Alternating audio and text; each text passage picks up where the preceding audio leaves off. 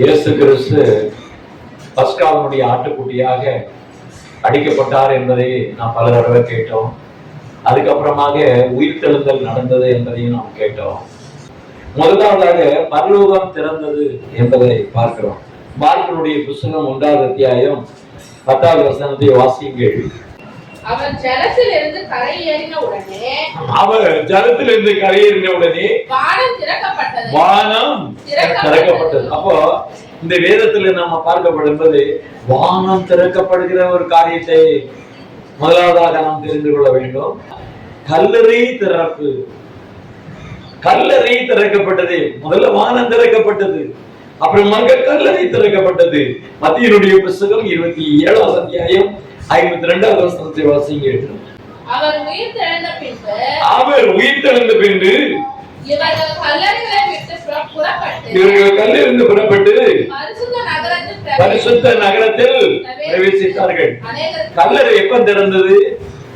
இயேசு கிறிஸ்து உயிர்த்தெழுந்த போது கல்லறை திறந்ததா, அதுக்கு முன்னாடி கல்லறை திறந்ததா? மத்தேயு 27ல இயேசுவானவர் ஜீவனை விட்ட போது என்ன நடந்தது? அங்க திரைச்சிலை கிழிந்த போது என்ன நடந்தது? வாசிங்க. எப்ப கல்லறை திறந்தது?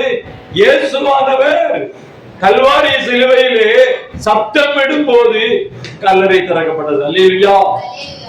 கல்லறை 2 தரம் திறந்திருக்கு. முதலாவதாக பரலோகம் திறக்கப்பட்டதை வாசித்தீங்க. 2வது கல்லறை திறந்ததை நீங்கள் வாசித்தீங்க. அந்த கல்லறை திறந்தது என்று பார்க்கப்படும்போது இயேசு கிறிஸ்து மரிப்பதற்கு முன்பதாக கல்லறை திறந்தது. அவர் சத்தமிடுகையில் கல்லறை திறந்தது. பரிசுத்தவான்கள் பரிசுத்த நகரத்திலே காணப்பட்டார்கள் என்பதாக நாம் பார்க்கிறோம். அதுக்கப்புறமாக என்ன நடந்தது? இனி ஒரு தடவை கல்லறை திறக்குது. அது எப்ப என்று பார்க்கப்படுகிறது? லூக்கா 24:31 வாசிங்க. அப்பொழுது அவர்கள் கண்கள் திறக்கப்பட்டது. என்ன அப்படின்னு கேட்டா, இயேசுவானவர் கல்லறையில் இருந்து வெளியில வர்றாரு. கல்லறை திறக்கப்பட்டிருக்கிறது. லூக்கா 24லயே 2வது வசனம் வாசிங்க. கல்லறை அடைத்திருக்க கல் புரட்டி தள்ளப்பட்டிருக்கிறது. அங்கேயும் கல்லறை திறந்திருக்கிறது.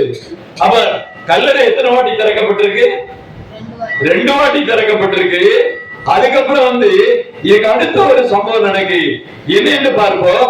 அதே லூக்கானுடைய புத்தகத்திலே 24வது அத்தியாயம் 31வது வசனத்தை வாசிங்க.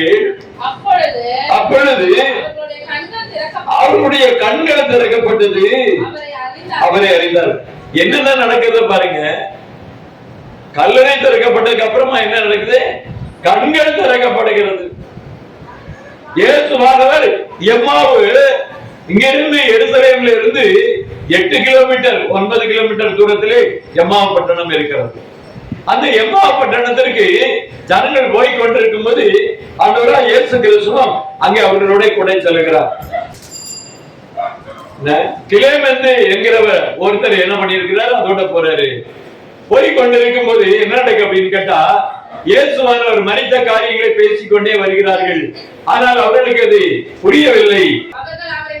அவர்கள் அவரை நோக்கி, நீர் எங்களுடனே தங்கியிரும், சாயந்தரம் ஆயிடுச்சு, பொழுதும் போயிடுச்சு என்று அவரை வருந்தி கேட்டார்கள்.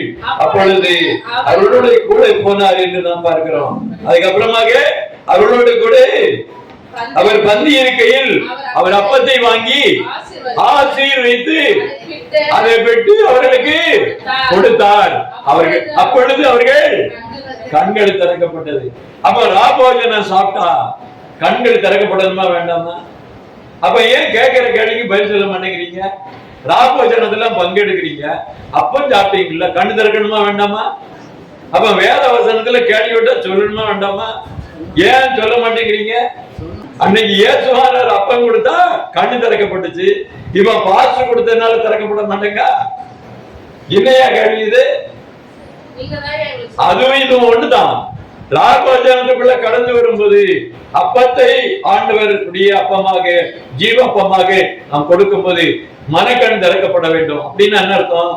சொந்த புத்தியில நம்ம தியானம் பண்ணோம்னா மனதில் அந்தகாரம் இருக்கும், இதயத்தில் அந்தகாரம் இருக்கும். அது இருக்கிற வரைக்கும் வேதம் புரியாது. எதுக்காக சொல்லுகிறேன் என்றால், ராபோஜனத்துக்கு கடந்து வந்து கர்த்தருடைய அப்பத்தை நாம் சாப்பிடும் போது நம்ம உள்ளத்திலே ஆவியிலே ஆவிக்குரிய ரகசியங்களை அறியும்படியாக நம் உள்ளம் திறக்கப்பட்டிருக்க வேண்டும். நம் மனதிலே இருக்கக்கூடிய இருள் போக வேண்டும், புத்தியில இருக்கக்கூடிய அந்தகாரம் நீங்கப்பட வேண்டும். அப்பதான் நாம் இயேசுவை அறிய முடியும். கண்கள் திறக்கப்பட்ட போது அவரை அறிந்தார்கள் என்று நாம் பார்க்கிறோம். இன்னைக்கு நிறைய பேர் ராபோஜனத்தை எடுக்கிறாங்க, கண்ணு திறக்கப்பட்டிருக்கானா கிடையாது. காரணம் என்ன? இன்னும் அவங்க புத்தி என்ன ஆகல, இன்னும் மனதுக்குள்ள அந்தகாரம் இருக்கு, புத்தியில அந்தகாரம் இருக்கு. மாமிசத்திலே நடக்கிறார்கள். ஜென்ம புத்தி போகல, சுய புத்தி போகல, எதுவுமே போகல. ஜென்ம புத்தி போகலன்னா அவங்க அப்படியே இருப்பாங்க. அவங்களை எப்படி நம்ம மாற்ற முடியும்? மாற்ற முடியாது. அவ்விதமாக ஆண்டவராய் இயேசு கிறிஸ்து ஞானஸ்நானத்தின் போது வானம் திறக்கப்பட்டது. அதுக்கப்புறமாக ஆண்டவராய் இயேசு கிறிஸ்து பூமியிலே அவர் கல்வாரியில் அடிக்கப்படும் போது அங்கே என்ன நடந்தது என்று பார்க்கப்படும் போது அவர் சத்தமிடுகிறார். ஏலிலாமா ஏலிலாமா சபாக்தானி என்று சத்தமிடும் போது அந்த சத்தத்தை பத்தி இன்னைக்கு நான் பேசினேன். அந்த சத்தத்தை பேசும்போது அந்த சத்தம் ஆண்டவராய் இயேசு கிறிஸ்துவின் ஆலயத்திற்கு வாசலுக்கு நேராக அவருடைய கல்லறை வைக்கப்பட்டிருந்தது. அந்த கல்லறைக்கும் ஆண்டவருக்கு எவ்வளவு தூரம் அப்படின்னு கேட்டீங்கன்னா 330 மீட்டர், அதாவது 1000 அடிதான் இருந்தது. அவ்வளவு தூரத்தில் இருந்து அவர் கூப்பிடுகிற சத்தம் திரைச்சலை உள்ளே அந்த வார்த்தையானது திரைச்சலை கிழிக்கிறது. இதைத்தான் நீங்க பேசிக்கிட்டு இருந்தேன். ஐயா கூட இருந்தார். அப்போ ஆண்டவர் அந்த மகா பரிசுத்த ஸ்தலத்திலே அவருடைய சத்தம் பிரவேசித்தது, அவர் சொல்லுகிற சத்தம் பிரவேசித்தது. ஆனபடினாலே அங்க என்ன நடந்ததுன்னா கல்லறைகள், அங்கே இருக்கக்கூடிய பரிசுத்தம் கல்லறை திறக்கப்பட்டுச்சு. அல்லேலூயா. கல்லறை திறக்கப்பட்டு பரிசுத்தவான்கள் பரிசுத்த நகரமாகிய எருசலேமிலே காணப்பட்டார்கள். அப்போ ஆண்டவருடைய வேதத்துடைய ஒரு சத்தியத்தை பார்க்கப்படும் போது அங்கே என்னென்ன நடந்திருக்கு என்று நான் பார்க்கப்படும் போது கல்லறை திறக்கப்பட்டது. இயேசு கிறிஸ்து அடக்கம் பண்ணப்பட்ட பிறகு அவருடைய கல்லறையும் திறக்கப்பட்டுச்சு. அதுக்கப்புறமாக இவர்கள் போகிறார்கள். ஆனால் மனக்கண்ணு குருடா இருக்கு. மனக்கண்ணு குருடா இருக்கிறபடினால அவர்கள் போய் என்ன பண்றாங்க அப்படின்னா கல்லறையில போய் நம்ம தைலத்தை பூசுவோம், அந்த சுகந்த வர்க்கத்தை நாம பூசுவோம், அந்த சரீரத்துக்கு நம்ம பூசுவோம். இயேசுவானவர் உயிர் தெழுவார் என்கிற ஒரு கொஞ்சம் கூட ஒரு ஞானம் இல்லாம அவர்களுக்கு மறைக்கப்பட்டிருக்கிறது என்பதை நான் பார்க்கிறீங்க. தீர்க்க தரிசனத்தை அறியாதவர்களாய் புரியாதவர்களாய் வாழ்கிறார்கள் என்பதை நாம பார்க்கிறோம். அப்ப அந்த நேரத்திலே ஆண்டவராயே தேவன் அவளை எதிர்பட்டு உங்களுக்கு சமாதானம் என்று சொன்ன போது ஆண்டவர் அவருடைய தரிசனத்தை அவர்கள் பார்க்கிறார்கள். அப்பொழுது அவர்கள் மனக்கண்கள் திறக்கப்பட்டது, ஆண்டவரை பார்த்தார்கள் என்று நாம் பார்க்கிறோம். அதற்கு முன்பதாக எம்மாவு பட்டணத்துக்கு போய் கொண்டிருக்கும் போது எருசலேமுக்கும் எம்மாவுக்கும் 8-9 மைல் தூரமாக இருந்தது. நடந்து கொண்டு போகிறார்கள். அது கிட்டத்தட்ட ஒரு மைல் எவ்வளவு தூரம் நடக்கலாம், எவ்வளவு நேரத்துல நடக்கலாம்? ஒரு 9 மைல் நடக்கணும்னா எவ்வளவு நேரம் ஆகும்? நல்லா தெரிந்து கொள்ளுங்க. ஆண்டவராய் இயேசு கிறிஸ்துவை சிலுவையில் அடிக்கப்பட்ட போது அந்த நேரத்திலே 3 மணி நேரம் அந்தகாரம் இருந்தது. மத்தியானம் 12 மணியிலிருந்து சாயந்தரம் 3 மணி வரைக்கும் அந்தகாரம் இருந்தது. அந்த சூழ்நிலையை அவர்கள் பார்த்து விட்டு 3 மணிக்கு அதுக்கு அப்புறமாக அங்கே அடக்கம் பண்ணுகிற நிகழ்ச்சி நடக்கிறது. ஆனால் அவர்கள் அன்றைக்கு தரித்திருந்தார்கள், அன்றைக்கு அங்கே இருந்தார்கள். உயிர் தெழுந்த பிறகுதான் அவர்கள் கடந்து போகிறார்கள், நடந்து போகிறார்கள். அந்த 3 நாள் அங்கே ஓய்வு நாளில பிரயாணம் குறிப்பிட்ட தூரம் நடக்கலாம், ஆனா ஓய்வு நாள்ல ரொம்ப தூரம் நடக்க கூடாது. பிரயாணம் என்பது பண்ணக்கூடாது. அப்படின்னாலே அவர்கள் ஓய்வு நாள் மண்டபத்திலே இருந்தாங்க. அதுக்கப்புறமாக ஆலயத்திலே பஸ்காவுடைய பண்டிகை ஆசரிக்க வந்த ஜனங்கள் ஊர் ஜனம் எல்லாம் அங்கே இருந்தது. பஸ்கா முடிந்தது, 8வது நாள் தொடங்கியது. 8வது நாள் பரிசுத்த நாளிலே, அந்த நாளிலே ஆண்டவராய் இயேசு கிறிஸ்து கல்லறை திறக்கப்பட்டது. கர்த்தர் எழுந்து வந்தார் என்று நாம் பார்க்கிறோம். இந்த ஒரு காரியத்தை புரிந்து கொண்டு அவர்கள் அங்க கடந்து போகும்படியாக அவர்கள் என்ன பண்ணாங்க அப்படின்னா, இப்படி எல்லாம் நடந்தது, அவரை நம்பி இருந்தோம், அவரு வருவாரு, அவரு ராஜாவாவாரு என்று நாம் நம்பி இருந்தோம். ஆனா கடைசியில செலுவில் அடிச்சுட்டாங்களே அப்படின்னு சொல்லி சொல்றாங்க. இவங்களுக்கு எல்லாம் நம்பிக்கை இருந்ததா இல்லையா? என்ன இருந்தது? அதான் ஒரு உயிர் தெழுதலை பத்தியே தெரியலையே, நம்பிக்கையே இல்லையே. விசுவாசம் இருந்ததா? அதுவும் கிடையாது. இன்னைக்கு ஆண்டவருக்குள்ள இருப்பாங்க, ஆண்டவர் மேல அன்பு செலுத்துவாங்க, ஆலயத்துக்கு போவாங்க, வருவாங்க. ஆனா நம்பிக்கை இருக்கான்னா கேள்விக்குறி, விசுவாசம் இருக்கான்னா கேள்விக்குறி. இல்லையா? நல்லா தெரிந்து கொள்ளுங்க. இன்னைக்கு இஸ்லாமியர்கள் குரான்ல சூரா 4:157 இதுல ஈசா நபி மரிக்கவில்லை, அவரை அடித்து கொள்ள முடியாது, ஆனா அவர் கடைசி நாள்ல அவர் வருவாரு, நியாயம் இருக்க வருவாரு, இதைத்தான் சொல்றாங்க. அவர் உயிர் தெழுந்ததாக வரலாறு இல்லை, அவர் சொல்றான். ஆமா, அவருக்குள்ள என்ன இருக்கு? ஈசா ஒரு நபி என்று சொல்லுகிறான். அவருடைய கல்வாரியில் அடிக்கப்பட்டதை ஏற்றுக்கொள்ளுகிறது இல்ல, அவரு உயிர் தெழுந்தலே ஏற்றுக்கொள்ளப்படுகிறது இல்ல. அதெல்லாம் அவரு என்ன பண்ணனா நம்பிக்கையற்றவர்களாக இருக்கிறாங்க. யூதர்கள் நம்பிக்கை இருக்காங்களா? யூதர்கள் நம்பிக்கை கிடையாது. இயேசுவானவரை ஏற்றுக்கொள்ளலை, அவர் மரித்து உயிர் தெழுந்தார் என்கிறதை அவர்கள் மனிதளிக்கிறார்கள். இவ்விதமாக இந்த உலகத்திலே நிறைய பேர் நம்பிக்கை உள்ளவர்களாக இல்லை என்பதை நீங்கள் பார்க்க வேண்டும். நம்பிக்கை உள்ளவர்களும் விசுவாசம் உள்ளவர்கள் யார் என்று பார்க்கப்படும் போது கர்த்தர் யாருடைய உள்ளங்களை திறந்தாரோ, யாருடைய கண்களை திறந்தாரோ அவர்களுக்கு தான் நம்பிக்கையும் விசுவாசமும் ஆண்டவர் நமக்கு தந்தார் என்று நாம் பார்க்கிறோம். அல்லேலூயா. லூக்காவுடைய புத்தகத்தில் 24வது அத்தியாயம் 45 வாசிங்க. அப்பொழுது வேத வாக்கியங்களை அறிந்து கொள்ளும்படி அவருடைய மனதை அவர் திறந்து என்று நாம் பார்க்கிறோம். அப்ப என்ன ஆண்டவராகிய தேவன் நம்மளுடைய மனதை என்ன செய்யணும்? திறக்கணும். திறந்தா தான் வேத சத்தியம் அறிய முடியும். அப்போ ஆண்டவர் நம்முடைய இதயத்தை திறந்தால் மாத்திரம்தான் வேதத்தினுடைய ரகசியம் தெரியும். அதனாலதான் இன்னைக்கு நிறைய சபைகள் என்ன சொல்லுகிறதுன்னா மரியாதை துணை மீட்பர் என்று சொல்லுகிறார்கள். ஆமா, கத்தோலிக்கத்தில் என்ன சொல்றாங்க? மரியாதை துணை மீட்பர் என்று சொல்லுகிறாங்க. ஏன் சொல்லுகிறாங்க? ஏன் சப்பரம் தூக்கிட்டு போறாங்க? ஏன் தெரு தெருவா மரியாள் வாழ்கே தாயே வாழ்கேன்னு ஏன் ஊர் சுத்திட்டு வராங்க அப்படின்னு பார்த்தா அவங்க சொல்லுகிற ஒரு கருத்து என்னன்னா, இயேசுவானவர் பூமியில பிறக்கப்படும் போது அந்த அம்மா சம்மதிச்சாங்க, அந்த அம்மா அந்த பொறுப்பை ஏற்றுக்கொண்டாங்க. அவங்க இடம் அளிக்கலைன்னா இயேசுவானவர் பூமியில அவதரிச்சிருக்க முடியாது.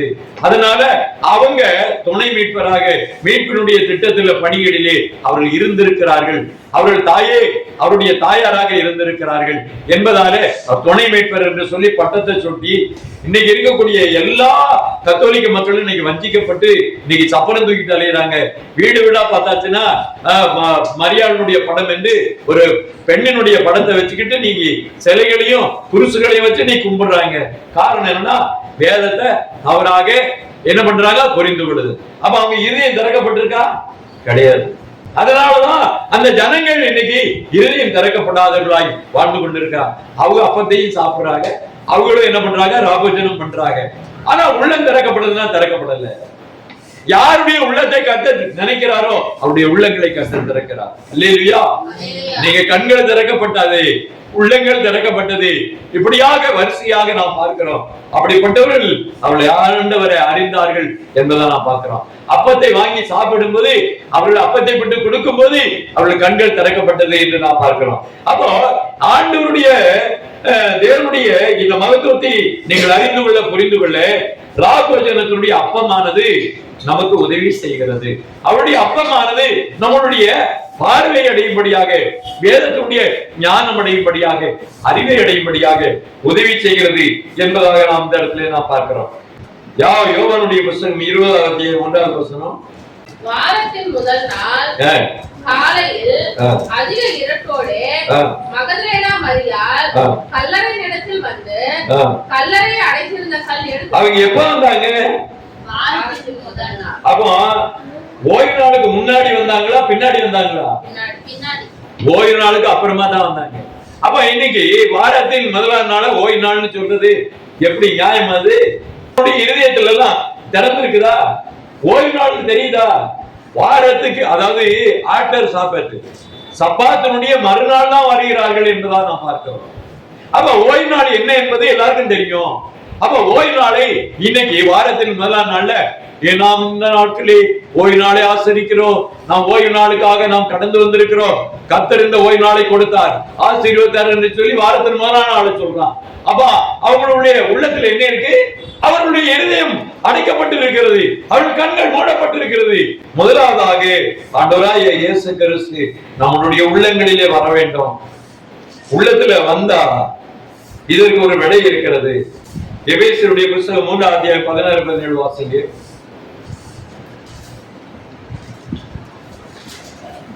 நீங்கள் அவருடைய ஆவியினாலே உள்ளான மனுஷனில் வல்லமையாய் பலப்படவும் விசுவாசத்தினாலே கிறிஸ்து உங்கள் இதயங்களில் வாசமாய் இருக்கவும் நீங்கள் அன்பிலே வேரூன்றி நிலை பெற்று சகல பரிசுத்தமும் கூட கிறிஸ்துவுடைய அன்பில் அகலமும் நீளமும் ஆழமும் உயரமும் இன்னதென்று உணர்ந்து. அப்போ போதும். எபேசியர் 3:16 தெளிவாக சொல்லுகிறது, அவருடைய ஆவினாலே உள்ளான மனுஷன்ல பலப்படணும். முதல்ல கண்கள் திறக்கப்படவே இல்லை, இதுல வேற ஆவியில உள்ளான மனுஷன் பலப்படுவானா? எங்க இருந்து பலப்பட முடியும்? இன்னும் இருதயம் திறக்கப்படல, இன்னும் கண்கள் குருடாக இருக்கிறது, இன்னுமாக ஆவிலை இனிமே இவங்க பலப்படுவாங்களா? எங்க இருந்து பலன் அடைய முடியும்? அவன் ஆவிக்குரியவர்களாய் இன்னும் தன்னை காண்பிக்கவில்லை, ஆவிக்குரிய நிலையிலே இன்னும் அவர்கள் மாறவில்லை, ஆவிக்குரிய சிந்தை அவர்களிடத்துல இல்லை. அதனாலதான் வாரத்தின் முதல் நாள ஓய் நாள்னு சொல்லிட்டு இருக்காங்க. அதனாலதான் என்ன பண்ணாங்க, மரியாதை துணை மீட்பர் என்று சொல்லுகிறார்கள். எவ்வளவு பெரிய கொடிய பாவங்கள்! ஆண்டவர் சொல்லுகிறார், சரியே உனக்கு எனக்கு என்ன, என் வேலை வரவில்லை என்று சொல்லுகிறார். அங்க கல்வாரியிலே நிற்கப்படும் போது சிறிய அதோ அவன் மகன் என்று சொல்லுகிறார், யோவானை பார்த்து அதோ அவன் தாய் என்று சொல்லுகிறான். அவன் எங்க துணை மீட்பர் எங்க சொல்லி இருக்கு வேதத்திலே? இன்னைக்கு இருக்கிற ஜனங்களை குருடாக்கி வைத்துக் கொண்டிருக்கிறார்கள். மனக்கண் குருடா இருக்கிறது 250 கோடி பேர் இருக்கிறாங்க. கண்டறிக்கப்பட்டவங்க எவ்வளவு பேர் இருக்கிறாங்க? கேள்விக்குறியாக இருக்கிறது. நிறைய சபைகள் இருக்கிறது, கண்ணில் திறக்கப்பட்டவர்களா இருக்கிறார்கள் என்று பார்க்கப்படும் போது, அதை நாம் பார்க்கப்படும் போது இன்னைக்கு பார்த்தா இன்னைக்கு 700 கோடி ஜனம் 800 கோடி ஜனம் இருக்காங்கன்னு வைங்க, அதுல 10% தான் இருப்பாங்க. 800 கோடி பேருனா 80 கோடி பேருக்கு மனக்கண் திறக்கப்பட்டிருக்கும், புரிஞ்சிருப்பாங்க. கலாத்தியர் 2:20 வாசிங்க. கிறிஸ்துவுடனே கூட சிலுவையில் அறையப்பட்டு ஆயினும் பிழைத்திருக்கிறேன், இனி நான் அல்ல கிறிஸ்து எனக்குள்ள படைத்திருக்க. யார் சொல்ல முடியும்? ஐயா, உள்ளான மனுஷன பலப்பட்டாச்சுன்னா கிறிஸ்து என்கிட்ட இருக்கிறாரு, கிறிஸ்து என்கிட்ட பலமா இருக்கிறார், எனக்குள்ளே பிழைத்திருக்கிறார் அப்படின்னு சொன்னா அது கரெக்ட். அவன் கிறிஸ்து அவனுக்குள்ளே இருக்கிறார்னா கிறிஸ்துடைய செயல்பாடுகள் இருக்கும், கிறிஸ்துவனுடைய பயங்கரமான வாக்குத்தத்தங்கள் வரங்கள் எல்லாம் இருக்கும். அவருடைய வாழ்க்கையிலே பார்க்கப்படும் போது அவர்கள் அங்கே சந்திக்கிற ஒவ்வொரு ஜனங்கள் மத்தியிலும் பெரிய அற்புதங்களும் அடையாளங்களும் இருக்கும். விதமாக கிறிஸ்து உங்களுக்குள்ளே இருக்கிறார் என்றால் அவர் உங்களுக்குள்ளே அந்த பலன் கிடைக்கும், அந்த பலன் கிரியை செய்யும். கிறிஸ்து இன்னைக்கு என்கிட்ட இருக்கிறான்னு எல்லா 8 பேரும் இன்னைக்கு என்ன பண்றாங்க? ரீல் சுத்திக்கிட்டு இருக்கிறாங்க. ஆண்டவர் சொல்கிறார், ஏன் என்று பார்க்கப்படும் போது கிறிஸ்து நமக்குள்ள இருக்கிறார்னா எப்படி இருப்பாரு? விசுவாசத்தினாலதான் கிறிஸ்து நமக்குள்ளே இருப்பாரு. அவ விசுவாசம் நமக்குள்ளே பூர்ணமாக இருந்தால், கிறிஸ்துவனுடைய உயிர்த்தெழ நம்பிக்கை இருந்தால், கிறிஸ்துவனுடைய பார்வையில நம்மளுடைய இதயம் திறக்கப்பட்டு இருந்தால், அவரை அறிந்திருந்தால், அவர் நமக்குள்ள வாசமாக இருக்கிறார் என்றால் அவருடைய கிரியை அவர் வெளிப்படுத்துகிறார். விசுவாசத்தினாலே கிறிஸ்து உங்கள் இதயத்திலே வாசமாக இருக்கிறார். உங்களுடைய விசுவாசம் இருக்கு என்று சொன்னா கிறிஸ்து நிச்சயமாக உங்கள் உள்ளத்திலே அவர் இருந்து கிரியை செய்வார், உங்கள் உள்ளத்திலே வாசம் பண்ணுகிறார். இதைத்தான் பவுல் அப்போஸ்தலன் சொல்லுகிறார்.